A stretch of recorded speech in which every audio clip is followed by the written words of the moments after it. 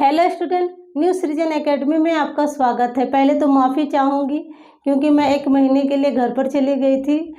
दशहरे से लेकर के दिवाली तक अलग अलग त्योहारों को लेकर के मैं घर पर बिजी रही और मैं ये वीडियो जो है कॉन्टीन्यूअस नहीं दे पाई, लेकिन मैं फिर वापस आ गई हूँ दिल्ली और ये जो वीडियोज़ हैं आपको कॉन्टीन्यूअस मिलती रहेंगी। जो भी आपके आने वाले एग्ज़ाम्स हैं उन एग्ज़ाम्स को ध्यान में रखते हुए मैं बिल्कुल अच्छे से तैयारी करवाऊँगी। हिंदी, सामान्य हिंदी से जो भी प्रश्न आते हैं, जिन भी एग्ज़ाम में आते हैं, उनको ध्यान में रखते हुए मैं अच्छे से तैयारी करवाने की कोशिश करूँगी। जो क्लास है वो मुख्य रूप से जो है नेट जेआरएफ पीजीटी वाले जो बच्चे हैं उनके लिए काफ़ी महत्वपूर्ण रहने वाली है। तो फिर पूरी वीडियो देखें। लास्ट में इस क्लास को आप प्रश्नों के द्वारा हल भी करेंगे कि किस तरह से जो है प्रीवियस ईयर्स में ये प्रश्न पूछे गए हैं। तो प्रारंभ करते हैं आज की क्लास। विभिन्न आचार्यों द्वारा अलंकारों के भेद। आचार्य भरत ने अलंकारों की संख्या 4 बताई है। यह प्रश्न आपसे पूछा गया है कि आचार्य, प्रीवियस ईयर्स में यह प्रश्न आपका पूछा गया है कि आचार्य भरत ने कितने अलंकारों की संख्या मानी है। तो आचार्य भरत ने 4 अलंकारों को माना है। कौन कौन सा? यमक, उपमा, रूपक, दीपक। याद कर लेंगे आप। यमक, उपमा, रूपक, दीपक। यमक, उपमा, रूपक, दीपक। आचार्य भरत ने 4 अलंकारों को माना है। यमक, उपमा, रूपक, दीपक। आचार्य भामह ने अलंकारों की संख्या कितनी मानी थी? तो आचार्य भामह ने अलंकारों की संख्या 38 मानी थी। उसी तरह से जो आचार्य वामन थे, इन्होंने अलंकारों की संख्या 32 मानी थी। आचार्य वामन ने अलंकारों की संख्या 32 मानी थी। आचार्य दंडी ने अलंकारों की संख्या 39 मानी थी। उद्भट ने 41 मानी थी। आचार्य कुंतक ने 20 मानी थी। आचार्य कुंतक ने 20 मानी थी। उद्भट ने 41 मानी थी। दंडी ने 39 मानी थी। वामन ने 32 मानी थी। भामह ने 38 मानी थी।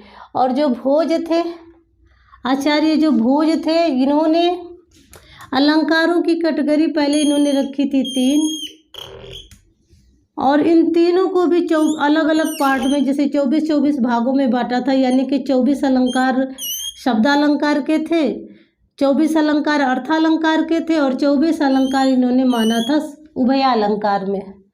शब्दालंकार जहाँ शब्द के द्वारा चमत्कार उत्पन्न होता है, अर्थालंकार जहाँ अर्थ के द्वारा चमत्कार उत्पन्न होता है, उभयालंकार जहाँ शब्द और अर्थ दोनों के द्वारा चमत्कार उत्पन्न होता है। यानी कि राजा भोज ने अलंकारों की 3 कैटेगरी बनाई और तीनों कैटेगरी में 24-24-24 माना। तो आचार्य भोज का याद रखेंगे। इन्होंने अलंकारों को 3 कैटेगरी बनाई, शब्दालंकार, अर्थालंकार और उभयालंकार, और सभी की संख्या 24-24 मानी। इस हिसाब से देखा जाए तो 2, 2, 4, 2, 6, 4, 4, 8, 4, 12, यानी कि 72 अलंकारों को माना था आचार्य भोज ने। आचार्य भोज ने माना था 72 अलंकारों को। जो आचार्य रुद्रट थे, आचार्य रुद्रट ने सर्वप्रथम अलंकारों का वैज्ञानिक विवेचन किया था। जो आचार्य रुद्रट थे, इन्होंने सर्वप्रथम, यह प्रश्न आपका पूछा जा सकता है कि सर्वप्रथम अलंकारों का वैज्ञानिक विवेचन किसने किया था। तो सर्वप्रथम अलंकारों का वैज्ञानिक विवेचन जो है आचार्य रुद्रट ने किया था। इन्होंने अलंकारों को 2 वर्गों में रखा था, जो हम पढ़ते हैं, जिसमें मैंने आपको शब्दालंकार पढ़ा दिया है और जो है अर्थालंकार आपको आगे मैं पढ़ाने वाली हूँ।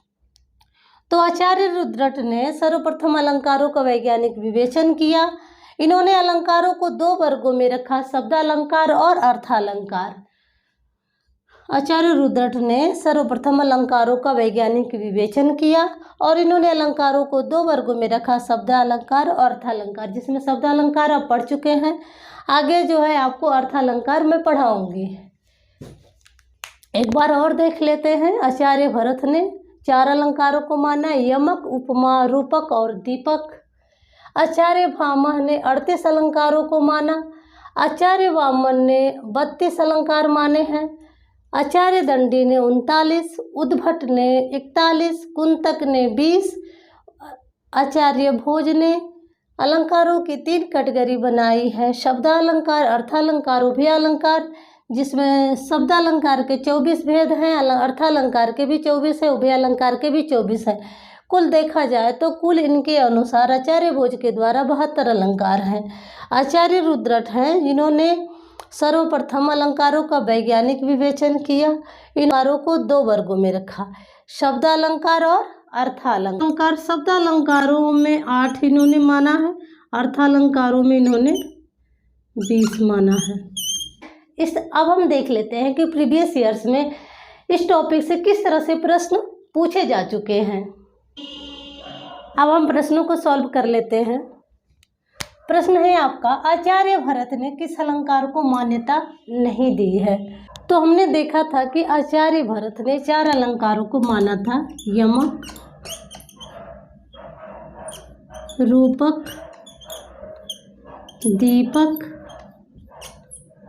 और उपमा। इसमें देखें हम, उपमा भी है, रूपक भी है और दीपक भी है, अनुप्रास नहीं है। तो इनका उत्तर सी से ही होगा। आचार्य भरत ने किस अलंकार को मान्यता नहीं दी है, तो आचार्य भरत ने अनुप्रास अलंकार को मान्यता नहीं दी है। अगला प्रश्न देखेंगे, भरत ने कुल अलंकारों की संख्या कितनी मानी है। तो आचार्य भरत ने अलंकारों की संख्या 4 मानी है, यमक, रूपक, दीपक और उपमा। आचार्य भरत ने 4 अलंकारों को मान्यता दी है, यमक, रूपक, दीपक और उपमा।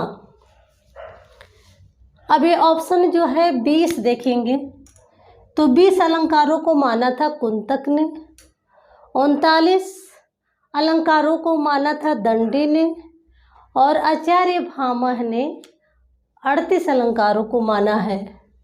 यानी कि ये तीनों ऑप्शन भी हम याद कर लेंगे।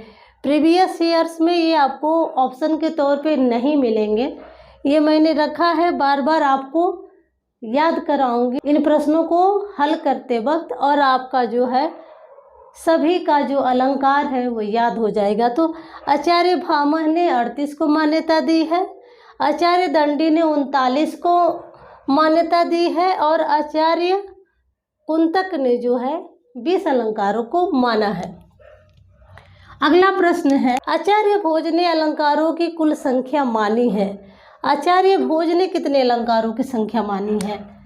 41 अगर देखें तो 41 उद्भट ने माना था, 39 माना था दंडी ने, 72 जो है आपका आचार्य भोज ने माना था। आचार्य भोज ने 72 अलंकारों को माना था। इन्होंने अलंकारों की 3 कैटेगरी बनाई थी, शब्दा, अर्था और उभया, और सबको इन्होंने संख्या दी थी 24, 24, 24, और ये तीनों को प्लस करके आपके अलंकार हो गए थे इनके 72। तो आचार्य भोज ने 72 अलंकारों की संख्या मानी है। ये 32 आचार्य वामन ने माना था।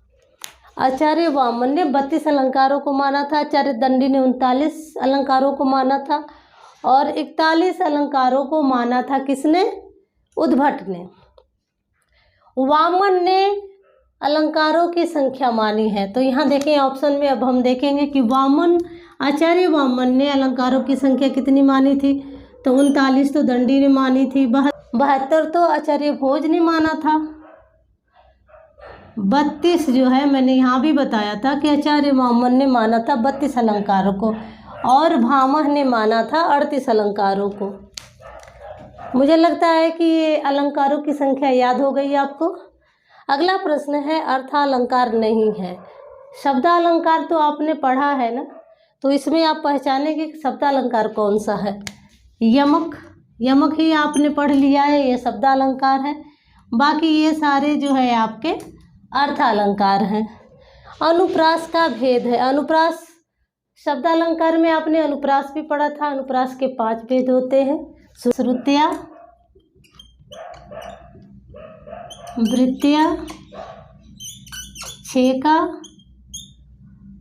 लाटा, अंत्या।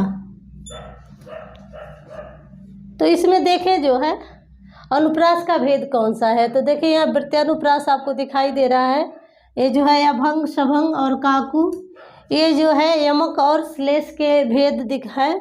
बाकी अनुप्रास का जो भेद यहाँ पर दिखाई देगा आपका वृत्त्यानुप्रास। इसमें से कोई भी अगर यहाँ दिया होगा ऑप्शन में तो सही होता, या श्रुत्यानुप्रास, या वृत्त्यानुप्रास, या छेकानुप्रास, या लाटानुप्रास, या आंत्यानुप्रास। कैसी रही आज की क्लास? कमेंट जरूर करें, लाइक कर दें, शेयर कर दें, चैनल को सब्सक्राइब कर दें ताकि नेक्स्ट वीडियो जो है आपको प्राप्त हो सके। अब मेरी कोशिश रहेगी कि आपको जो है रेगुलर क्लासेज मिल सके। टाइम बाद ऑनलाइन क्लासेज भी मैं आपको देने की कोशिश करूंगी। अभी मैं डिजिटल बोर्ड की व्यवस्था कर रही हूँ। जैसे ही मेरे पास डिजिटल बोर्ड की व्यवस्था हो जाती है वैसे ही मैं आपको ऑनलाइन क्लासेज दिया करूंगी। और जितने भी सामान्य हिंदी और हिंदी साहित्य से होने वाली परीक्षाएं हैं उसमें आप अच्छे से अच्छे अंक हासिल करें। आज के लिए बस इतना ही। मिलते हैं नेक्स्ट वीडियो में। धन्यवाद। Thank you. Bye bye.